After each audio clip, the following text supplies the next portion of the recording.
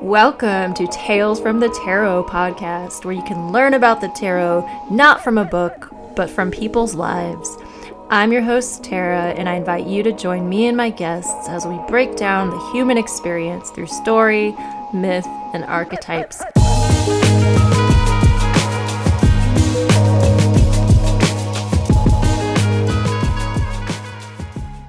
So welcome, Whit. I like to always start each episode with just a few quick minutes of introduction. So I'll just tell whoever's listening that me and Whit know each other through music. We're both musicians, and that's how we met. And we used to jam together to PJ Harvey. And, I remember one time we went to karaoke and sang Usher. It was God, so yes. great. And then I do also remember that one night you gave me one of the best tarot readings of my life, and I was going through a big crisis, just in total chaos, and I had to leave this house that, there was just a lot of drama, and I decided to make a quick exit, and you gave me this reading, and I remember I got the 10 of Swords, and you read that for me really clearly. And that was just one of the cards I got, but I remember that one, and you said, you're never going to have to go back to that place again. I remember that reading, and I remember the Ace of Cups, Oh, because I think that was maybe just before. I don't know where you were at on your spiritual journey at that point, but I seem to recall it was before tarot even. It mhm. was like maybe around the time of, because I think we'd been like playing music together, and then the next thing I knew, I believe you were like following Krishna. Yeah, probably something. Okay. Hey, cheers to that. Cheers to Krishna. Hare Cheers to Krishna. Krishna. Yeah, Krishna's in the tarot. I think he shows up as the moon. The Oh, I moon, love that. all that devotion. Yeah. Which is funny too, because I think, the moon often brings with it this idea of duplicity, or things are not what they seem, or you have to just like move through with your intuition. For me, that's what I read when I see that. All about Um, that messy emotional place. right. Move. Yeah. And I think the moon reminds me of beer too. Yeah, for sure. It's kind of like, is that? Why is that? I guess because it's a little bit chaotic. Well, alcohol is yin. It's very yin. Okay. I feel that. Well, Yeah. and the moon is when like things are not as they seem, or like a different vibe. It's like a new cast. It's more of a psychic and sort of perception oriented change. And that's very much how I feel when I'm drinking alcohol. Yeah, I like that. So do you want to take a few minutes to share anything that's lighting you up lately? Like what's your passion lately? What's lighting you up? Uh, What is my passion lately? Recently, I built a loft, and I have like a very I've realized that throughout a lot of my life, I have built so many things and that I really love it, but I'm in no way, shape, or form a professional builder. But I always just love to do it. And so, yeah, I built this loft, and it's like sturdy and beautiful and has really lit me up. Um, I've started recording music while I'm driving. Awesome. Um, Like through your phone memos or Sort of. It started out with the phone, and then I was like, I bet I can make loops while I'm driving. Because I'm driving a lot. It'll be like long distances on straight, flat roads, like from here to New Orleans or something. And um, so then I started doing it on GarageBand. And then most recently, I busted out a loop pedal and a microphone, because I don't have anywhere to sing anymore. And so I'll just like park my car in some scenic place and then just make loops on the microphone and the pedal. so you park your car. That's really cool. Yeah, that's kind of new, because like it's a 5 speed. And for a second, I was actually trying to drive a stick shift and a microphone and work the pedal. And, That doesn't sound you very know, I was like definitely interacting with the death card a couple times on that one. Oh So yeah. we had to stop. Imagine. Well, what about you? What's lighting me up? Mm-hmm. The tarot. I just discovered Susan Chang. Have you watched she Susan has this Chang. amazing podcast called Fortune's Wheelhouse. Oh my Oh, God. cool. So good. Like I'll have to send you some episodes. But like they go really into the symbolism a whole lot. So if you're kind of a nerd, you like to nerd out on it, it's really fun. I'll And definitely check that out. yeah.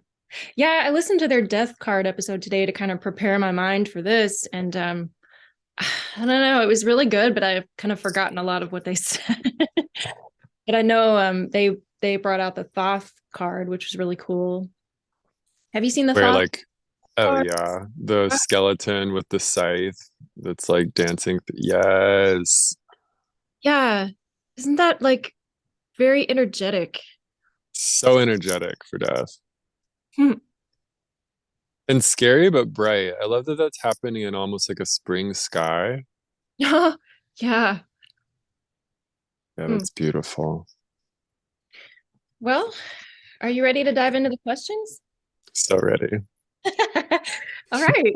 So I would love to hear where your mind goes with these. So first of all, what draws you to the death card? You know, it's funny. I find the death card to be something that has shown up a lot in my life. Um, and I find that I go through a lot of changes and I go through a lot of moments where I have looked back and felt like it's a fork in the road. Mhm. Um, and I think also just, I'm like a deeply scorpionic person. I have three planets and my IC and astrology is like the bottom of the chart. It's all Hmm. located in Scorpio. Interesting. And I've really always found kind of like a safe harbor inside some of the associations of death or like comfort in being in change. Hmm. And even like in loss or in chaos, I've just like always been really good at like having like sort of staying afloat or something. And Mhm. even like guiding other people through it. Like at one point, I felt sort of cursed with this thing. And then over time, I felt maybe it's more of like a gift. In fact, part of the reason that I'm drinking peppermint tea today is because in the Greek mythic tradition, there was one person who could go into the underworld and come back, and it was the psychopomp. It was Mercury, Oh, and Mercury is like sort of the what would be the word? Ruler, I suppose. Mercury is the ruler of peppermint. that's so interesting. I didn't know that. Wow, I have big Mercury placements in my chart too. So that's cool Oh, to cool. Yes, that makes so much sense for you. know. Yeah. I had an astrologer telling me that I'm meant to communicate. I've got a lot of lessons in this life about communication. And he said it's good that you should be a writer, like be doing, podcasting, all that kind of stuff. Yeah, totally. Where's your Venus located? Scorpio. Okay, yes. So we share that. Okay. Remember that song that we made together, Desperation? Yes. Yeah. That was like beautiful, but also happened in the course of like 15 minutes. And it was like me playing the drums, you on the guitar, and then just wailing. On mom's That kitchen floor. on your mom's kitchen floor.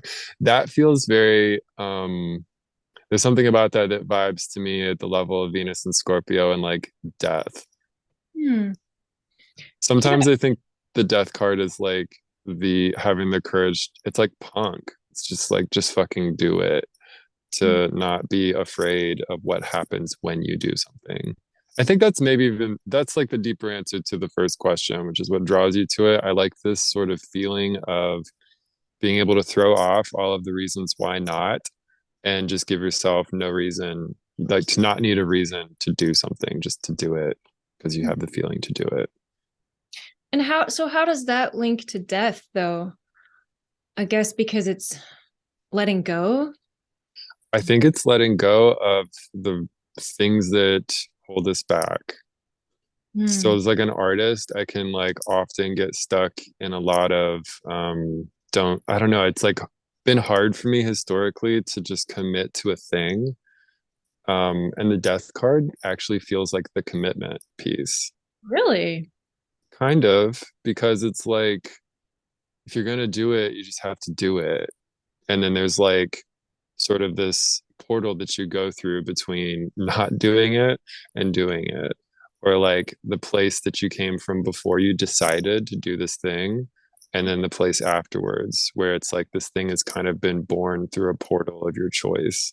I know exactly what you mean, and I call it integrity, like the place Yes, before you have integrity. I mean, I'm not saying that you're lying, but you might be kind of deceiving yourself a little bit, or kind of sure.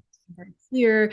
And then when you go through Yes. that portal, like you said, and I guess it's alchemy, um, just through life experiences, alchemy, and then you come out the other end and you have so much more integrity. And maybe that's Yes. hard because it's the skeleton, it's like the bare bones. It's, I guess, like the bare truth that we get come into somehow. I love that. I love Mm. that. I want to know more about what you feel or what you think about the Venus and Scorpio placement. Like, And because that's Venus well, all. right, detriment. That's where Venus is like has the most trouble. Mhm. But there's an interesting thing about this particular detriment. Do you know, are you familiar with the story of Persephone? Mm-hmm. Okay. So Yeah. right, like in this story, she's stolen and it's by the god of the underworld. Mhm. And she 6 months out of the year has to go to Hades, the underworld, and hang out with I'm sorry, has to go to the underworld and hang out with Hades. Captor. Right. Because all Greek myths are just like so twisted in this rapey, freaky ass way. But I find in the story there's some interesting twists, which is that when Persephone is in the underworld and betrothed to Hades, she's completely untouchable by the laws above ground. Oh.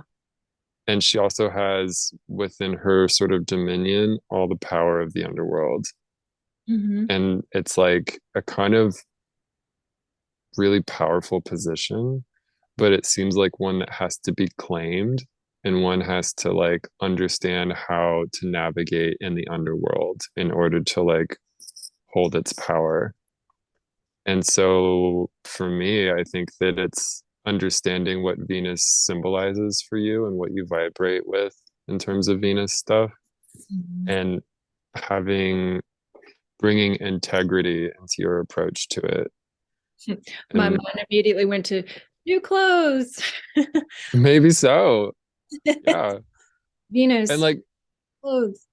I mean that makes me think of like the photo shoots that you've been doing recently Mm. where it's like new clothes but they have this twist where it's sort of like skirting the erotic or it's skirting the like underworld or this like psychedelic creative kind of thing. Yeah. It's not like we're going to Talbot's and H&M, you know, which is still Venus, but it's like That's really cool. Thank you for reflecting that. Hadn't thought about that. So, what would you say death means to you as an archetype? somehow unsatisfying in some major way. Um, I feel the same way. That's why I wanted to have this conversation because I was like, maybe we could get to some deeper truth about about the death archetype that would actually like shed some light on it. I mean, you started to get to it though when you were talking about how Persephone had was immune to the laws of the above the underworld. That's mhm. that's very intriguing to me. Like, what does that mean? Right.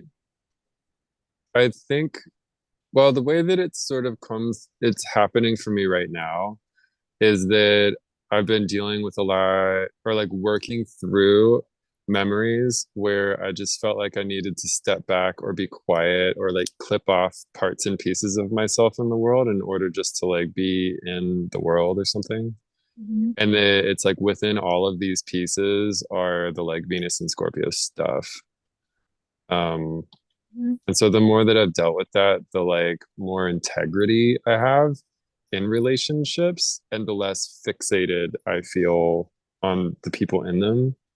Mhm. And that's been enormously free, which my path for that has also just been largely meditation, just straight up, really basic, simple. I'm not doing guided meditation. I'm not like listening to music. I'm literally just like sitting with myself and just observing what I think about. And that has just been like it's like the way that climate change is melting glaciers and changing everything is kind of the way that it is felt, where it's just like this subtle practice has melted glaciers and changed everything. Oh, beautiful. That's so beautiful. I just want to say to whoever's listening really quickly too that Whit is a meditation teacher and he's been showing up on, is it usually your Instagram page? Yeah. Show up and for just, it's awesome. It's like these pop-up meditations that anyone can just follow along. So yeah. I mean, that's even the meditation has been kind of like a death card in its own right. I heard from a friend who's she's dating someone who's a devout Buddhist, and he was like, Nirvana, like the translation I think for Nirvana or Samadhi, I forget, but like this higher heightened state that you attain in meditation, the translation is extinguished, Oh, like or interesting. extinction. That Okay. like no, I have to like wrap my head around that because those are both really loaded words. I'm just like, I don't know how that becomes a positive. But in doing it a lot, what I've found is that it's just really nice to like let go of whoever I think I am, which is so deeply rooted in like my thought patterns. Mhm. Um, Yeah. and instead just like let something else that is capable of observing these like layers of myself step forward. Mm. And whatever that is has felt really good. And I think I more strongly identify with that anyway. So you just did shed light on the death card, which is ego death. Yeah, totally. Would you like to share a tale of the death archetype in your life, a personal story, something where you either connected with the death archetype or had a death card experience? My mind is like, huh, every time I've been rejected.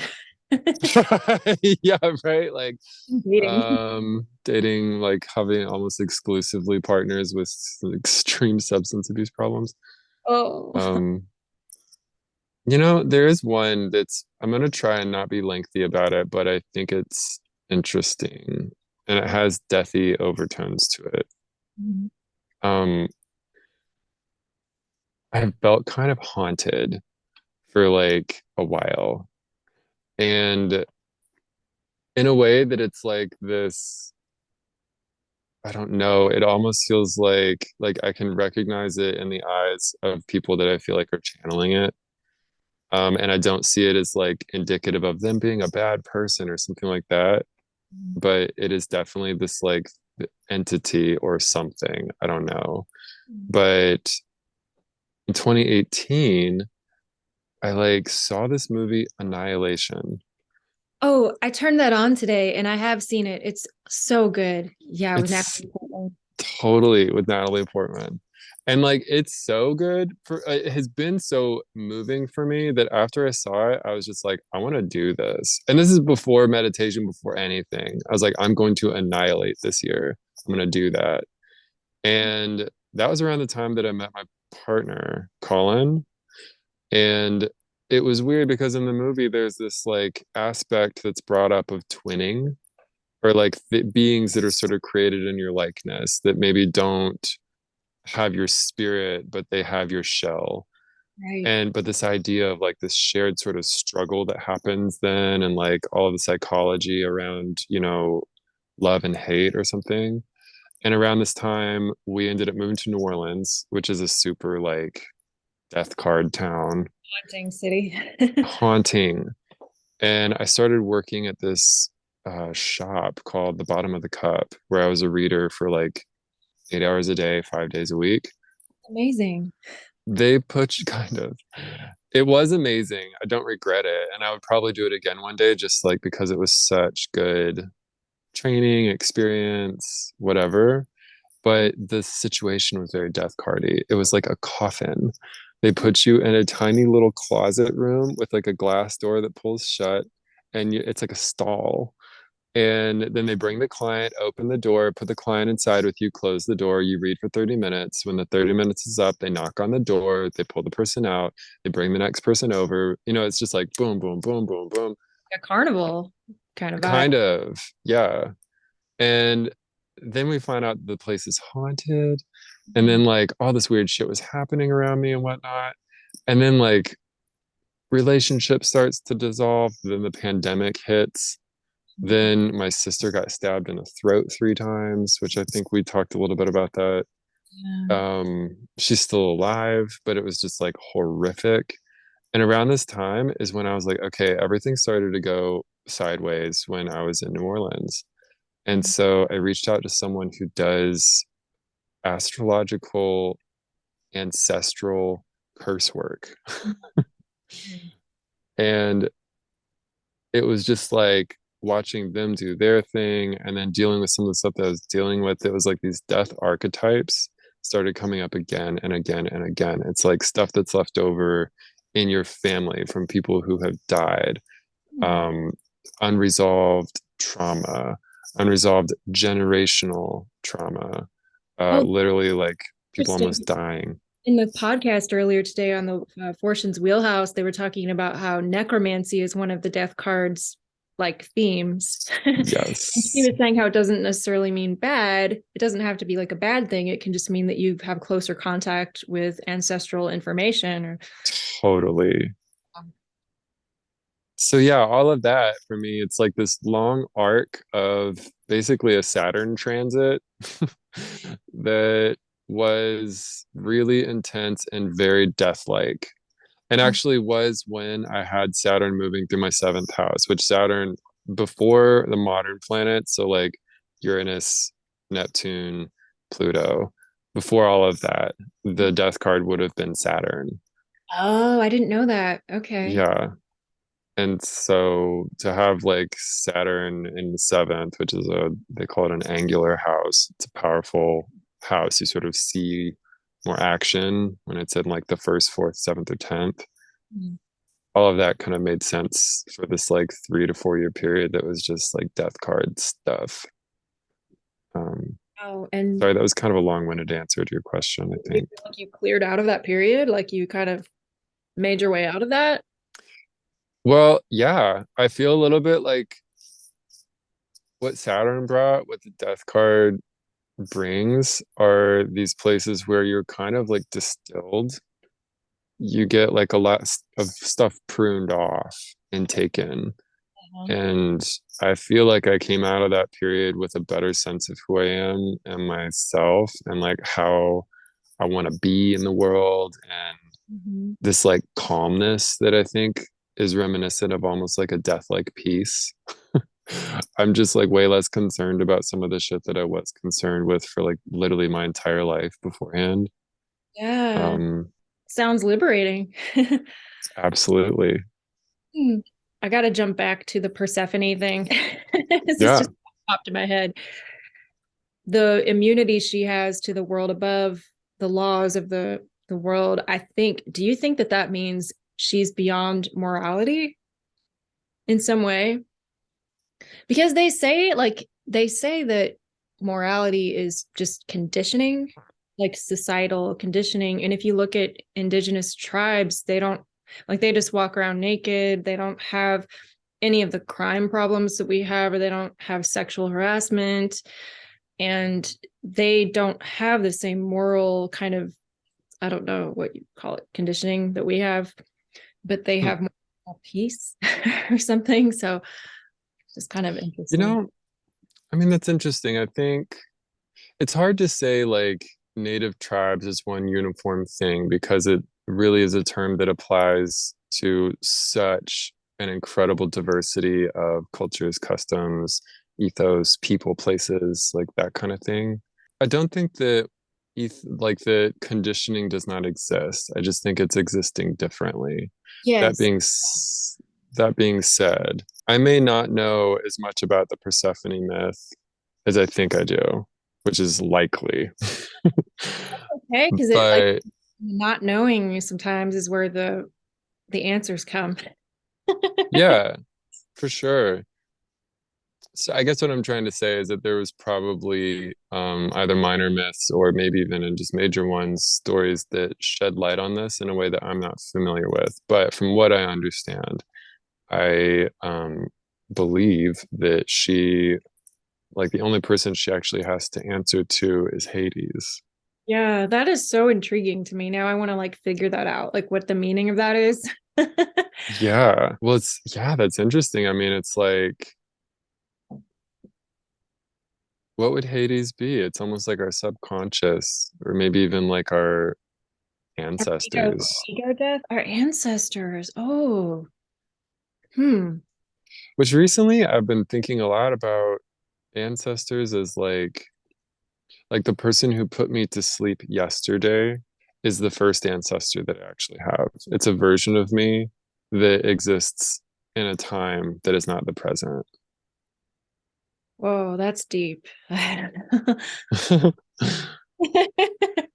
It's even the person that was able to like make this call on time, you know? I'm like, good job, Whit. Thank you. I appreciate that.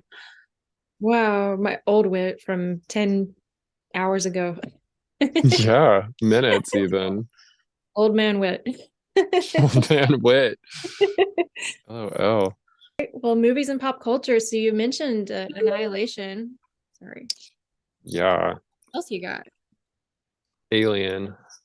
Yes. But Alien with like, I would even say the entirety of all of the Aliens, Alien 3, Alien 4, Alien Resurrection, the Covenant, Prometheus, like all of that.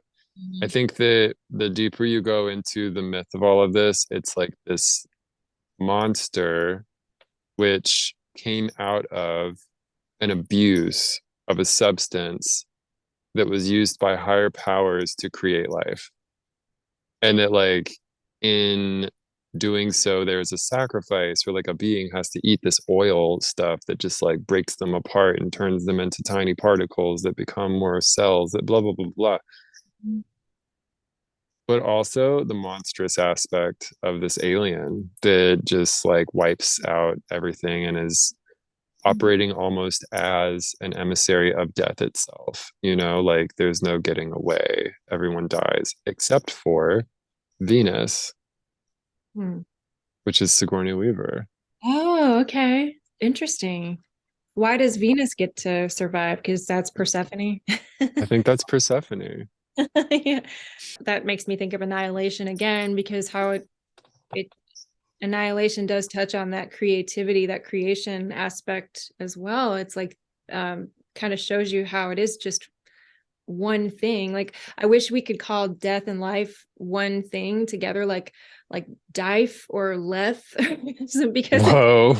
you know what I mean? Dive or Leth? Oh my God. That's something to think about. That feels like a name of something. Mhm. These are my children, Dife and Leth. Sobering. That's like, whoa.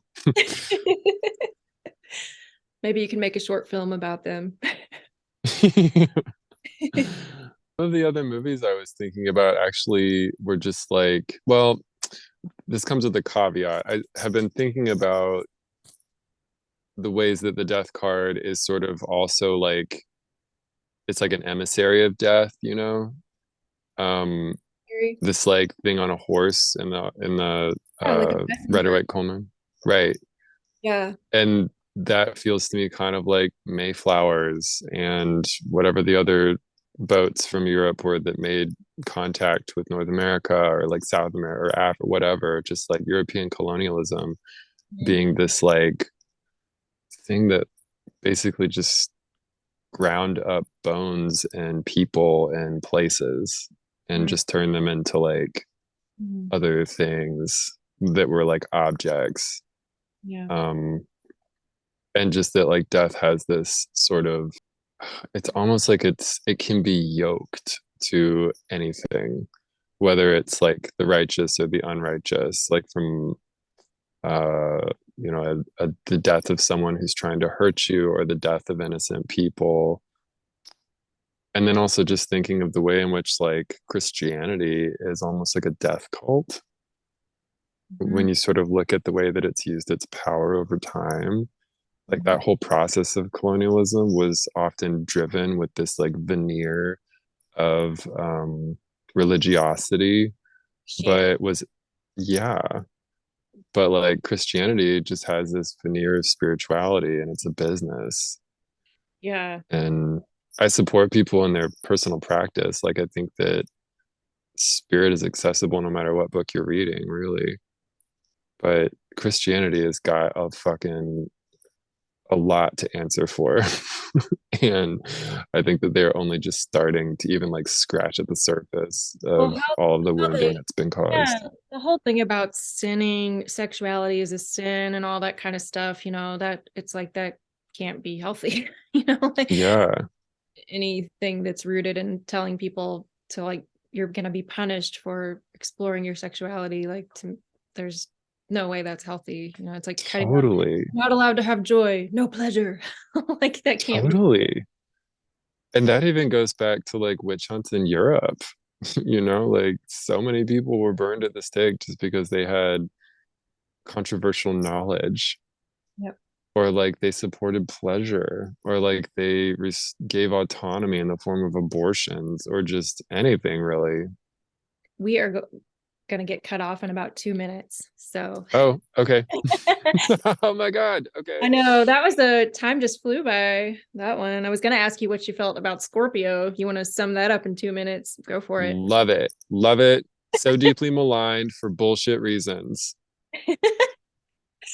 For bullshit reasons. Yeah. Hmm. Like the reasons that we hate Scorpio are intimately tied to the reasons that like Christianity had problems with sex. Yeah. You know, Ties back into. Scorpio rules life and death. And so, in a way, it's like if Christianity feels like it cannot control that and your access to it, then it doesn't really have the control. Mhm. And that's, I think, true. It doesn't. We do. You do. I do. Yeah, I don't know if Christianity is actually a death cult or if they're like a terrified of death cult. Good point. They like don't face it. They totally deny it from existing. You know, it almost feels the same to me to Mm. like push it away. It's like being gay, right? The more that you are repressed, Mhm. the more acute the point of it becomes, Yeah. and it will just tear you in half. Yeah. I hate that we're about to get cut off, I know. but I feel like this could go on for like 2 hours, but we're just at the beginning. We're just starting, but PJ Harvey, rid of me, death card. that's a Death Card tune. Yes. Yeah. I'll listen to that. Well, thank you, Whit, and I hope you have a good night. Yeah. Thank you so much. And you as well. This is fun. Let's do it again sometime. Yeah, I'd love to pick a different card maybe next time. Cool. Sounds Maybe good. Capricorn card or something. Cool. Thank you so much for listening. If you'd like to support and explore my work further, you can subscribe to patreon.com/readings and rituals.